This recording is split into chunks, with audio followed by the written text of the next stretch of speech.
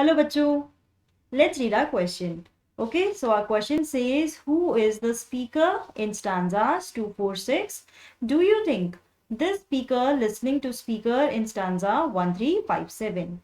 So, bachcho, this question has been taken from the poem Amanda, written by Robin Klein. ठीक है, तो बच्चे question में क्या पूछा हुआ है, 246 स्टांजा के स्पीकर कौन है, और क्या जो 246 के स्पीकर हैं वो क्या जो 1357 के स्पीकर हैं उनकी बातें सुन रहे हैं.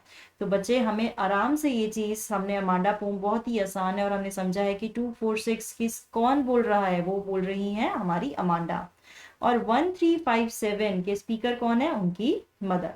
ठीक है, तो चलिए क्या पूछ रहे हैं कि ये क्या अमांडा अपनी मदर की बातें सुन रही हैं. चलिए समझते हैं अपना आंसर.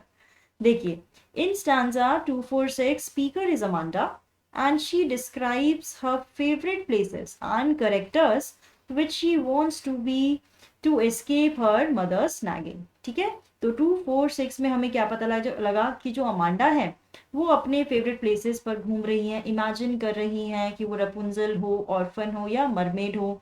ठीक है, ताकि वो अपनी मदर की कांस्टेंट नैगिंग और उनकी इंस्ट्रक्शन से बच सके. तो यानी 246 में जो अमांडा है एक इमेजिनरी वर्ल्ड में रह रही है, यानी she is totally lost in her imaginary world.